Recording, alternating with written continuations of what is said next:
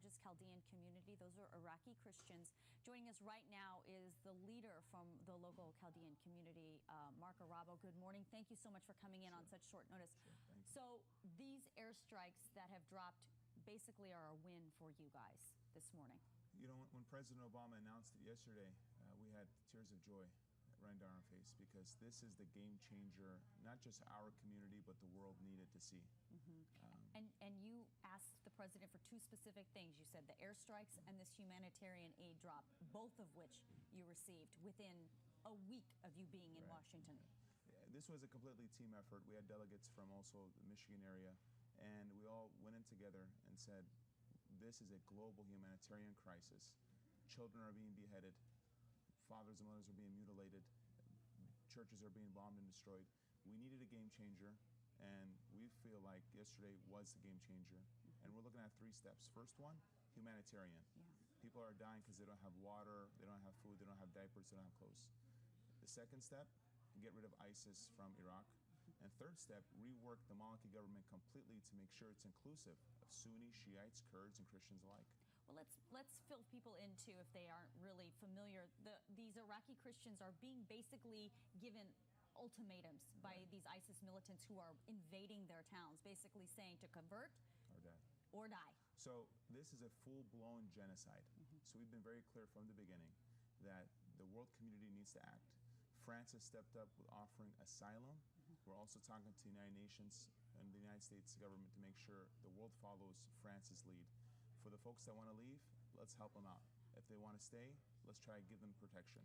Now, you were just with us last weekend. You were telling us that you had Congress sign over a bill that allows these Iraqi Christians to basically, like I was calling it last week, like almost a fast pass to come to the United States. Now, when they are, backs up against the wall, in these mountain regions, hiding from ISIS and now trying to, survive, how are they going to be able to use that you were able to implement?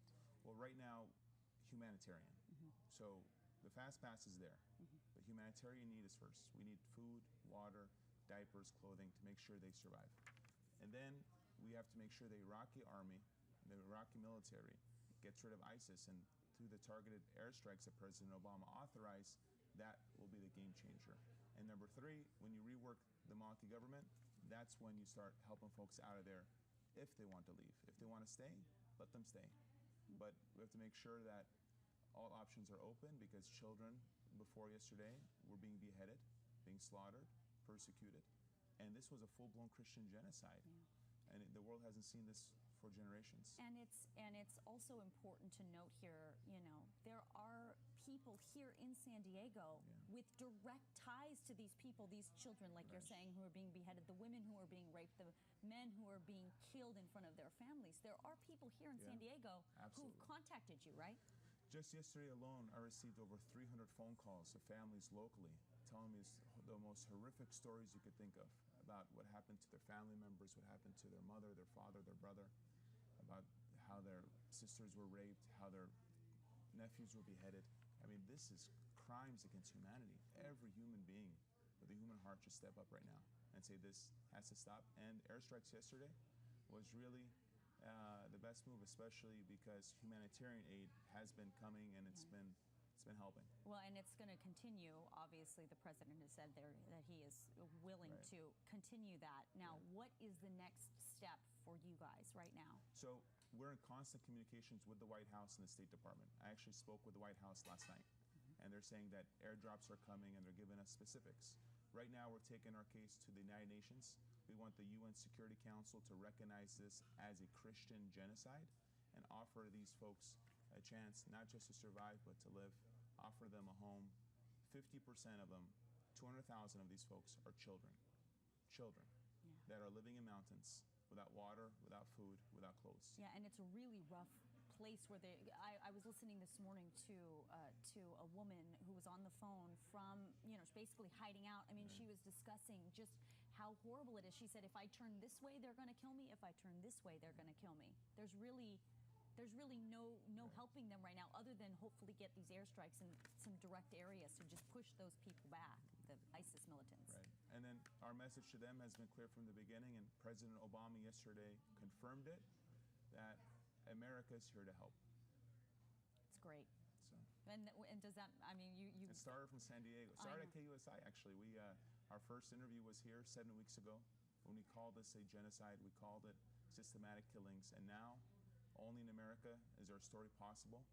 And we have the best country in the history of the earth. Yeah. You look like you're getting emotional about it. Yeah, you know, I literally had tears of joy. I mean, kids were being beheaded. I know. Wives and daughters, women were being raped. Churches were being bombed. They just want a chance to wake up in the morning, to go to church, to say the Our Father and Hail Mary without worrying about being beheaded.